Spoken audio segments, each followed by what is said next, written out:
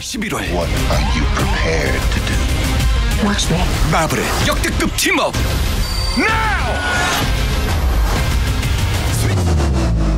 톰 마블스 11월 8일 IMAX 극장 대개봉.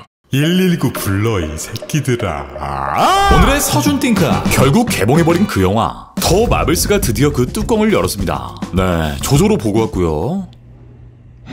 말 그대로 영화관은 한산했습니다. 너무 가슴이 아프다. 이번 영상에선 더 마블스의 전체 스토리, 우리 서준 형의 분량, 흥행 스코어 예상, 기타 등등의 비하인드까지 다들 한 큐에 해결하려고 들어왔지? 그럼 바로 들어간다. 서준이 형은 나가 있어. 뒤지기 싫으면 가자. 자, 들어갑니다. Let's go.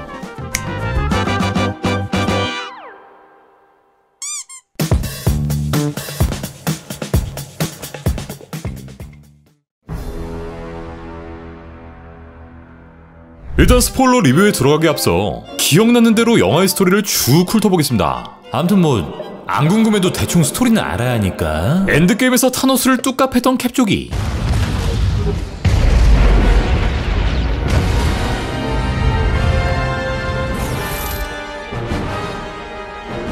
이후 어벤져스 줌 미팅에도 참석해주시고, They're not vibranium. Chitauri? Not like any alien tech I've seen. How long did your dad have them before he gave them to you?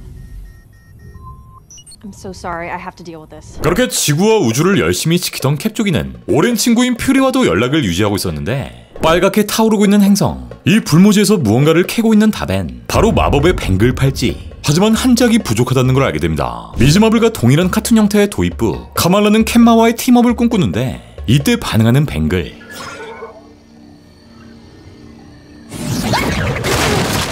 한편 우주의 한복판, 우주 어딘가의 점프 포인트에서 에너지가 급증했고, 발원지는 MB418, 포토는 이 점프 포인트를 조사 중이었고, 이곳이 바로 다벤이 뱅글을 찾은 그 행성이라는 걸 알게 됩니다. 여긴 이렇게 점프 포인트 자체가 아예 개방되어 있었고, 그 에너지가 새어 나오고 있었는데, 그리고 여기에 손을 대는 순간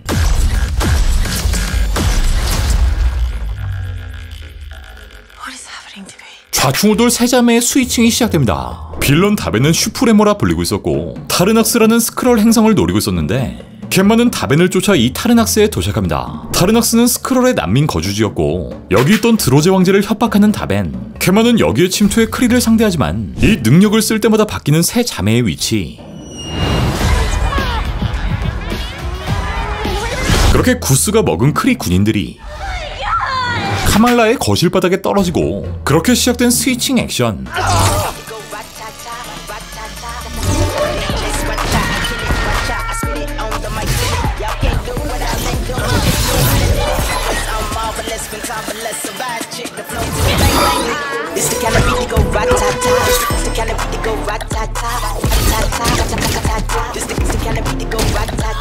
액션은 뭐 그냥 이 정도 수준이라 보시면 되고요.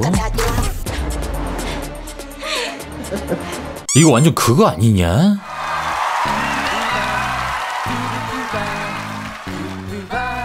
아빠와 아들. 그렇게 한바탕의 전투 이후 퓨리와 포톤이 카말라의 집에 찾아오고, 이 셋은 점프 포인트에 손을 댄 이후 이 스위칭 능력이 생긴 것 같다고 설명합니다. 이후 다벤의 함선으로 이동한 이 셋이 뭉쳐 다벤과 싸우는데, 다벤의 팔찌는 캔마의 공격을 흡수했고, 이 팔찌로 만들어버리는 점프 포인트, 그리고 이 구멍으로 흡수돼버리는 모든 물체들. 결국 셋은 이 행성을 구하지 못한 채 일부 스크롤만 훅티에 태워 탈출합니다. 네. 그리고 등장하는 요 인물, 요 우주선에 방문한 발키리가 이 스크롤들을 모두 자신이 데려가고, 분량 끝. 다음으로 보이는 행성은 할라. 다벤의 고향은 이 할라였고, 이곳은 암흑 행성 그 자체였는데, 할라가 이렇게 암흑시티가 되기 전 캔마가 여기에 있던 인텔리전스를 없애버렸고, 그렇게 이 행성의 모든 빛과 공기가 사라져버렸던 거 때문에 다벤은 이 점프 포인트를 이용해 다른 행성에서 공기와 물, 그리고 태양의 빛까지 더 큰 힘을 필요로 했던 것이었습니다. 외로웠던 캡조기에게 이제 친구가 생겼고, 카말라가 가지고 있던 이 퀀텀 밴드로 우주의 모든 점프 포인트를 만들 수 있다는 사실을 알게 됩니다. 이들은 과거의 기억을 볼 수 있는 크리의 장비를 통해 다벤의 다음 행선지를 찾기 시작했고, 이때 기억 속에서 포톤의 엄마, 사망한 마리아의 기억까지 마주하게 됩니다. 다벤의 점프 포인트 생성을 막기 위해 이 셋은 다벤이 갈만한 행성을 추적하고, 그렇게 생각한 곳은 바로 우리 서준짱이 위치한 알라드나. 이들은 완벽한 스위칭을 위한 특훈에 들어갑니다. 과거 캐런은 왕자의 법적 문제를 도와준 적이 있고 이들은 정치 외교적인 그런 정략 결혼을 하게 됐던 것인데 노래로만 대화하는 이 행성 우주 타령 민족들과 소통하는 이들 그리고 우리 서준이 형은 약 2분 동안 이렇게 구성진 노래와 춤을 선보입니다. 야 진짜 타령 총각이잖아. 이후 예상대로 알라드나를 침입한 다벤 그렇게 다시 스위칭 액션. 이때 다벤은 밴드를 착용한 카마라를 발견하고 이미 걷잡을 수 없을 정도로 강해진 다벤. 그렇게 여기서도 열려버린 점프 포인트.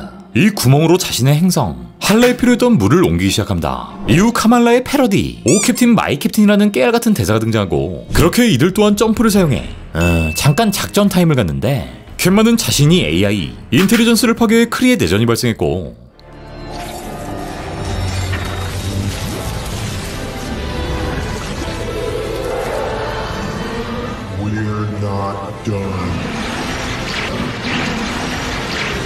많은 이들이 고통받았다 자책합니다. 어쨌든 알라드나가 파괴되고 있는 와중에 이렇게 전우회를 다지는 캡조기들. 한편 세이버 또한 비상에 걸리고 선원들이 모두 탈출해야 하는 상황에 놓이는데 이때 구스가 낳은 여러 개의 알. 여기서 악갱이들이 탄생합니다. 악갱이들은 세이버의 선원들을 모두 먹어치우고 이 전략을 통해 모든 인원들을 대피시키고요. 한편 이제 엄청난 양의 비 태양까지 노리는 다벤. 그렇게 다벤과의 1대3 다구리 전투가 시작되고 속수무책으로 발리는 다벤. 하지만 카말라가 인질로 잡히고 잼미는 밴드를 빼앗겨버리는데 그렇게 2개의 밴드를 착용한 다벤과 캔마가 우주로 날아가고 2개의 밴드로 점프 포인트를 만들자 결국 폭파되어버리는 다벤. 그렇게 엄청난 사이즈로 뚫려버린 이 점프 포인트. 이는 다른 차원의 현실이 기존의 616 우주와 뒤엉키게 된 셈인데 이 구멍을 막기 위해 엄청난 양의 에너지가 필요했고 2 밴드를 착용하는 카말라. 이 3명의 에너지가 포톤의 몸에 전이되고 포톤은 점프 포인트의 맞은편으로 건너가 이 열린 구멍을 막기 시작하는데 포톤은 온 힘을 다해 구멍을 막아야 했고 다시 맞은편으로 건너온데 실패합니다. 이후 캔마는 태양 에너지를 응축시켜 다벤의 행성인 할라의 태양을 만들어주고 포톤을 잃고 낙담하는 퓨리의 모습을 끝으로 이 영화는 그렇게 끝이 납니다. 자, 모두가 예상했던 것처럼 이번 영화에선 이전만큼의 감동과 재미, 전율을 찾기란 역시 쉽지 않았고 이 마블팬이라는 최소한의 의무감에 1시간 40분을 앉아있었던 것 같고요. 일단 빨리 끝나서 좋았습니다. 정리해보자면 그냥 B급 히어로 킬링타임 영화다. 지금까지 공개된 예고편만 봐도 그냥 무방한 수준이 아니었나 생각됩니다. 차라리 로키 시즌2를 정주행해라. 이걸 10년 전이랑 비교해봐도 답이 나오는 수준이니까 쓰다 써. 마블 쓰다 써. 그리고 이번 영화의 기대 포인트. 기대 포인트라 칩시다. 일단 우리가 가장 궁금했던 건 우리 서준이 형의 출연 분량. 전 서준이 형 분량 재려고 일부러 뒷자리 잡아놓고 서준이 형 나올 때마다 요 스탑워치를 돌려봤는데 야, 오뚜기가 더 길잖아. 요 2분 47초 안엔 서준이 형의 노래, 댄스, 대사 몇 마디, 이 곡의 끄덕임 등등. 서준이 형 고생 많았어. 이번 작품에 등장하는 이들의 변종, 그러니까 멀티버스의 문이 활짝 열리며 이 시공간이 뒤틀어져 버렸고 이에 따라 멀티버스 그 자체의 스토리, 또 다른 우주에 존재하는 인물들이 등장합니다. 이 얘기는 무엇이냐? 현재 복귀 루머가 솔솔 피어오르고 있는 원년 멤버들, 이 형들이 다시 MCU에 돌아올 수 있다는 말인 거죠. 논외로 이 소식은 따로 정리해서 한번 찾아올 예정이고요.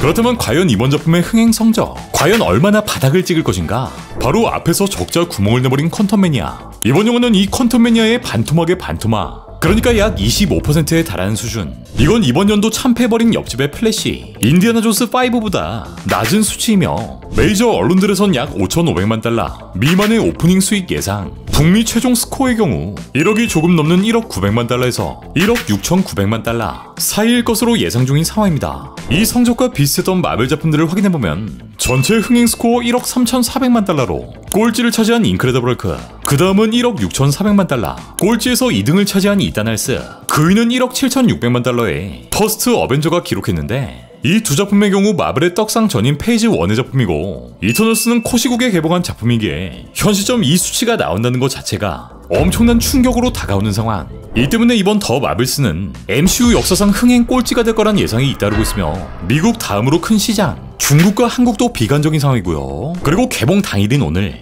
총 11만 1000명의 관객을 동원해 예매율 1위를 기록했지만 이전 개봉했던 와칸다 포에버, 퀀텀매니아, 이 가오갤3의 예매 관객의 절반도 못 미친 수준, 또 가장 낮은 예매 관객 수를 기록한 우리 샹치보다도 못한 성적을 기록합니다. 얼마 전 출간된 레진 오브 마블 스튜디오의 저자 로빈슨의 인터뷰에 따르면 이번 영화의 주인공 브리라스는 자신을 향한 계속된 안티, 그러니까 캔마를 연기한 이후부터 따라붙은 백래시 때문에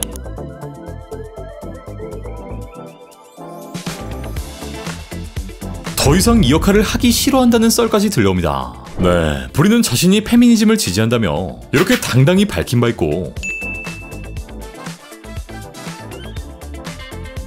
거기에 덧붙여 자신의 영화인 캡틴 마블 또한 거대한 페미 영화의 일부다 라는 의견을 밝힌 바 있기에 그저 히어로 영화를 사랑하는 마블 팬들에겐 이게 곱게 볼래야 볼 수가 없었던 거죠. 네, 언제나 그랬듯 본편 리뷰가 많이 길어져서 국회 영상 리뷰는 이 영상 바로 다음에 올라갑니다. 빨리 구워올게.